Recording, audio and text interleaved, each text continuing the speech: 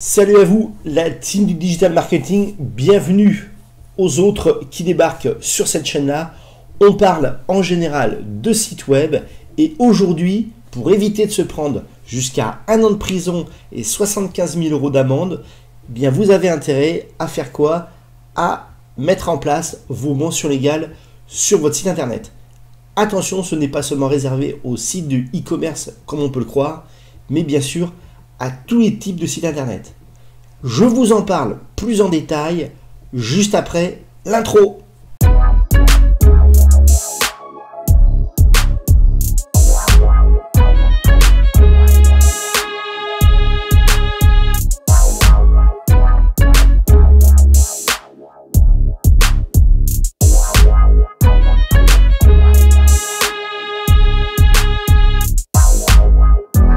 Pour moi, il est évident qu'il faut chercher et piocher dans un seul site internet qui vraiment est très important, c'est le site de servicepublic.fr qui va vraiment vous donner les vraies infos et pas les forums ou des blogs qui pourraient vous en parler assez rapidement des mentions légales.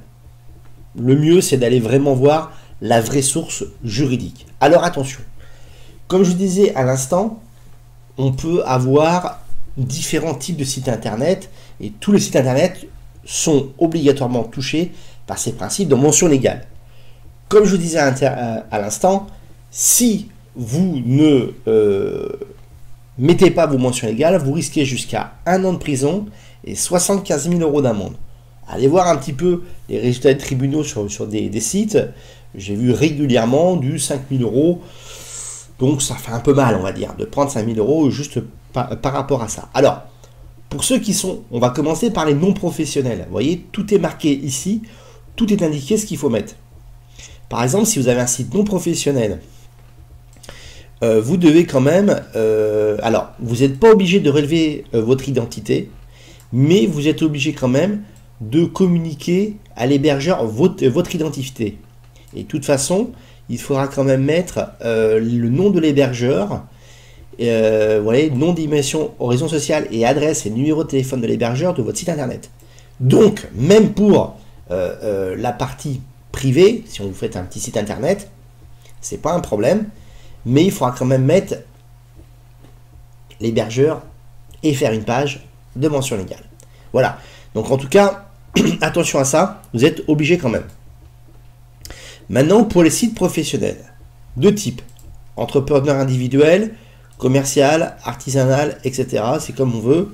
Vous avez donc, vous devez être identifié avec votre nom, prénom, adresse, numéro de téléphone, email, nom du directeur, co-directeur de la publication. Donc généralement c'est vous qui le faites en tant qu'entrepreneur. Votre activité et bien sûr si vous faites des sites de e-commerce, évidemment, alors ça n'a rien à voir avec les mentions légales. Ce sont les CGV. Sur ce sujet, renseignez-vous bien aussi des CGV, car c'est important de faire des CGV corrects depuis la loi Hamon de 2014. Donc là, je vous conseille vraiment d'aller voir un avocat s'il le faut, pour vraiment voir si vos chers critères qui sont mis en place dans vos conditions générales de vente sont parfaitement à jour et concernent vraiment bien votre activité.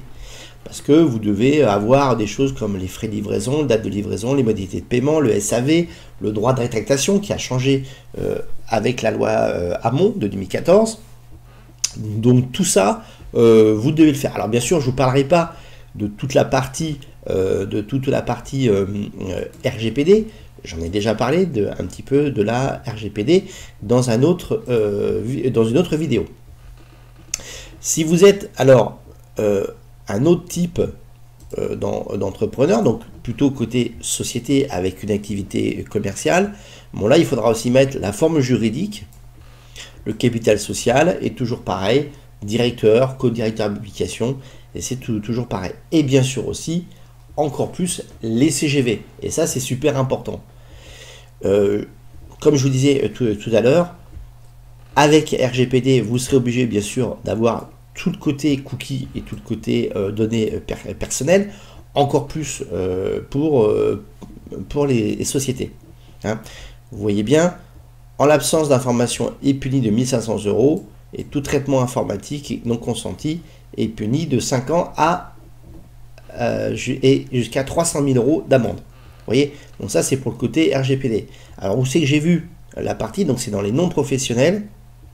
Pour les non professionnels, vous voyez, vous pouvez, si ce n'est pas marqué, là ici c'est de 1 an jusqu'à 75 000 € d'amende. En fait, grosso modo, ils sont plus cool avec les sociétés qu'avec les particuliers. C'est ce qui est assez marrant. Parce que quand vous êtes une société, par exemple, avec une activité commerciale, vous risquez seulement jusqu'à 1500 €. Donc c'est assez marrant que voilà, il y a des différences comme ça entre les deux types de sociétés. Voilà. Donc vous avez des sociétés, vous avez aussi des activités artisanales. Si vous êtes en société d'activité artisanale, voilà, vous devez aussi mettre votre cabis à l'intérieur des informations, donc le fameux RCS, cabis, comme vous voulez. Et là, vous avez à peu près le même type d'amende. Donc, il faut faire attention. Voilà. Hein. Donc, j'espère que vous allez mettre en place vos chères mentions légales. J'espère que vous n'avez pas oublié de le faire. Croyez-moi que j'ai pu voir des fois des sites qui n'avaient pas de mention légale. Et puis, il y a une chose aussi qui est intéressante, c'est que les mentions légales, comme les CGV, donnent une certaine réassurance au niveau de vos clients ou de vos prospects en disant voilà, j'ai bien affaire à un professionnel, je reconnais le site internet, c'est un professionnel, donc je m'engage au sein de ce site internet, soit en contactant, soit en achetant. Voilà, alors j'espère que cette vidéo vous a aidé. Likez, partagez, abonnez-vous, faites ce que vous voulez. À la prochaine. Salut, ciao, bye bye.